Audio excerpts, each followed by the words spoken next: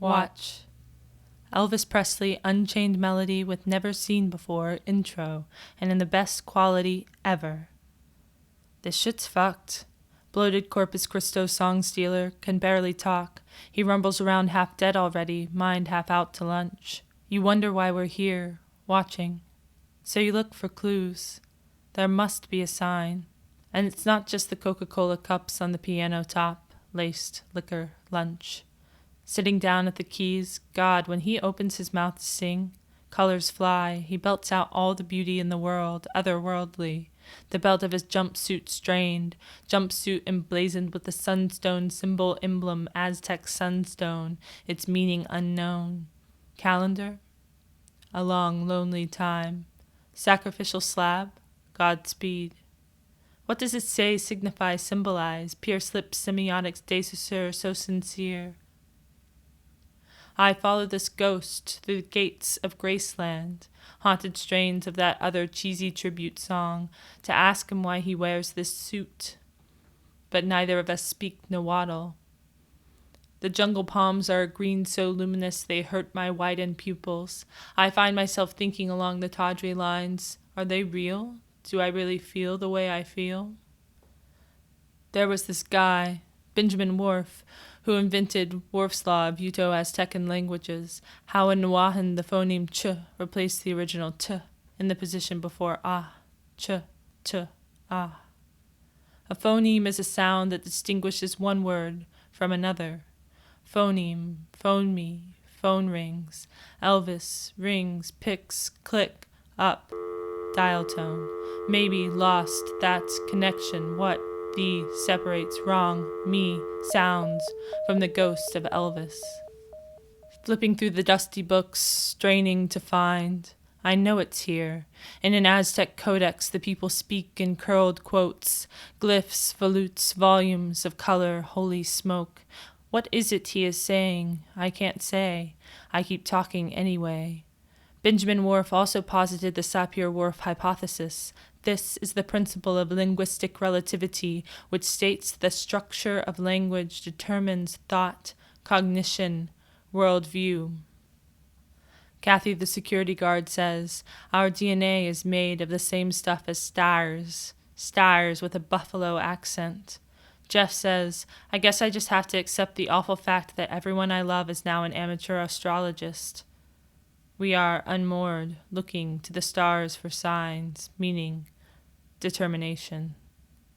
I am looking at a star in his decline. I have seen the flocks and droves descend like the plague upon this man's grave just out back of here, next to his dead birth twin, like he was never a man entity, but God, deity. They come here, surround the house, whisper through the hallways, strain to feel. And they wait,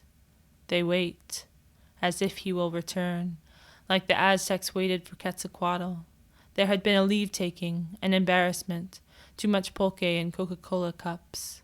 He runs, our god of, among other dusty things, knowledge. Sails the sea, lonely rivers flow. Anne Carson writes that the Greek meaning of eros is want, lack, desire for that which is missing. Love is distance. I'll be coming home, wait for me. Oh, my love, my darling, I've hungered for your touch. Separation, lost connection, dial tone. Brent says, where'd all the Buddhism and avant-garde art go? John Cage is gone, flown, shall we say? Eros and Merce Cunningham after him. There is no need to believe when you have the flowing buzz of connectivity, peace chance, openness chance, communication chance. Elvis knocks enough pills into his mouth to start a pharmacy. He's a pop star, side smile. What does he care about art? Killing it. His eyes glaze. He is in a galaxy far, far away. Distant idol, wait for me. Everything you seem to be, I want. Speak to me. Everything I seem to be, you determine. Speak me. Silent smoke slips from his mouth, turquoise. But without song he is, lost signal turned to noise, drowned connection, dropped stone, circles out, dial tone. We worship kitsch anyway. Patrick Swayze shirtless, Clay Dick spun out of control. When our deity returns, will he bring the knowledge back to the people? Like Prometheus' fire, like Hermes' wings. But what happens when wings meet fire? Icarus descends. As Socrates tells it, as Plato tells it, as Derrida tells it, through thought the ibis bird demigod brought to the king, among other things, writing. But the king said, no, no, no, writing will destroy memory. I cannot give this to my people. Classic American anti-intellectualism. How about social media instead, so we can remember what we'd prefer to forget and pretend to remember what was lost long ago? To the sea, to the sea. They say when Cortez appeared between the volcanoes at Tenochtitlan, the Aztecs believed him to be their returning deity. Others say this is myth, legend, untrue. Cortez, Quetzalcoatl, arrived, returned, eternal return, bringing knowledge. But what happens when winged serpents meet Toledo steel? The Aztecs descend. The knowledge brought was ultimate death and destruction, evil. So the king really was protecting his people.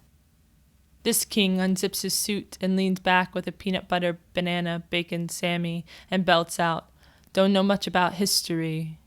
A melodious malaise. It's the first time I've understood him since he sang Unchained. He's not looking for truth tonight, only comfort, which is its own belief.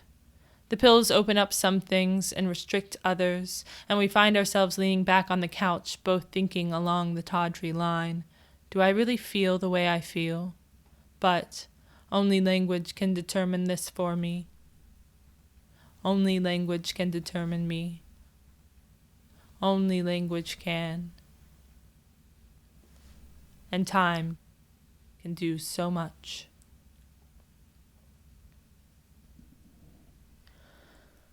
Oh, my love, my darling, I've hungered for your touch a long, lonely time. And time goes by so slowly, and time can do so much.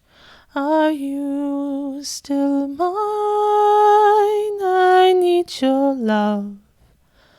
I need your love. Godspeed your love to me. Lonely rivers flow to the sea, to the sea. I'll be coming home, wait for me.